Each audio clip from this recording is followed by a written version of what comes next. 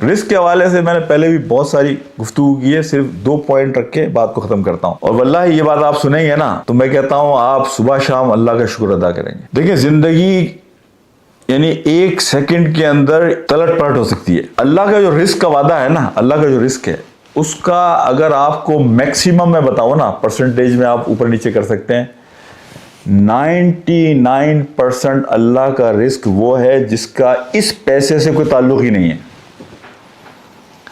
99% اللہ کا رزق وہ ہے جس کا اس پیسے سے کوئی تعلق ہی نہیں ہے۔ میں اس دنیا میں پیدا ہوا، اس کا پیسے سے کوئی تعلق نہیں تھا۔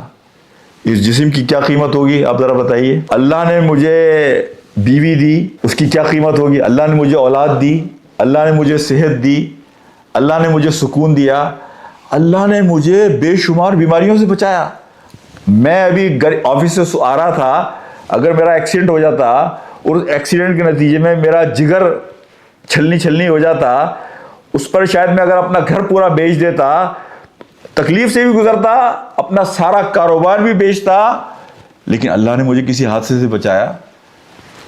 یہ سب اللہ کا رزق ہے، یہ اللہ کا وہ رزق ہے اگر میں اور آپ کاؤنٹ کرنا شروع کریں تو یہ ٹریلینز میں ہے، یہ ٹریلینز آف ڈالر کا رزق ہے جو اللہ دیتا ہے۔ یہ تو بہت چھوٹا سا رزق ہے جس کو میں اور آپ کاؤنٹ کرتے ہیں کہ میرے پاس $1,00,000 ہے اور میری $2,00,000 تنخواہ ہے، اور میرا یہ تو میں کہہ رہا ہوں نا 1% ہے رزق کا۔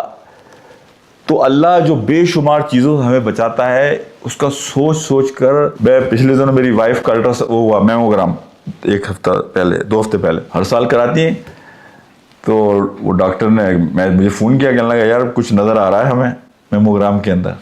تو اب یہ ہے کہ ان کا تو آپ ڈائگنوسٹک میموگرام بھی ہوگا اور الٹرا ساؤنڈ بھی ہوگا۔ تو کل وہ ہماری بیگم گئیں، تو میں سوچ رہا تھا کہ اگر اس الٹرا ساؤنڈ کے اندر یہ آ گیا کہ بھائی یہ میلیگننسی ہے، اور اب آپ اس راستے پہ آ جائیے، یہ ڈاکٹر کے پاس جائیں گی، اور اس کے بعد number 1 step, number 2 step, number 3 step, اگر اللہ مجھے اس چیز سے بچا لیتا ہے، یعنی آپ دیکھیں نا یہ رزق پہنچانے کا اللہ کا کیا نظام ہے میرے لیے، کہ اگر اللہ مجھے اس سے بچا لیتا ہے تو میں اللہ کا شکر سجدے میں پڑھ کر یعنی وہ کروں کہ جو شاید مجھے $2 ملین ملتے تو بھی میں نہیں کر سکتا تھا اللہ کا شکر۔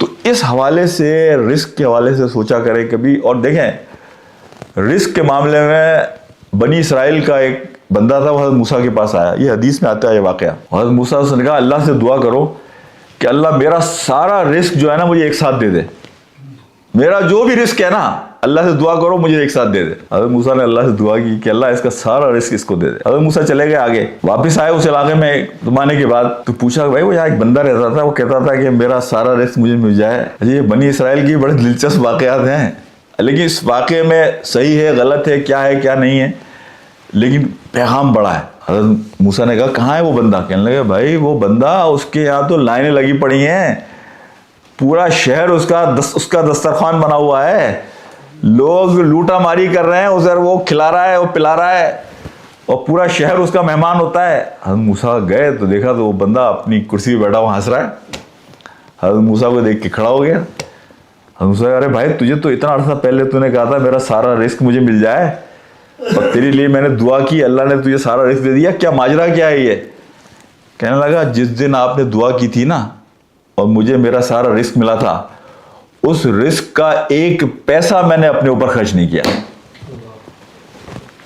وہ دن ہے اور آج کا دن ہے، میں نے اس رزق کا 1 پیسہ اپنے گاؤں کے لوگوں پہ خرچ کرنا شروع کیا، اور گاؤں کا ہر فرد جو وہ روزانہ میرا مہمان ہوتا ہے۔ وہ لوگ جو رزق کے دائرے کو اپنے حد تک محدود کرتے ہیں، دیکھیں وہ بالٹی ہے نا، بالٹی کو آپ جتنا بڑا کریں گے اتنا پانی بھر سکتے ہیں آپ اس میں، جتنا چھوٹا رکھیں گے اتنا ہی پانی بھریں گے۔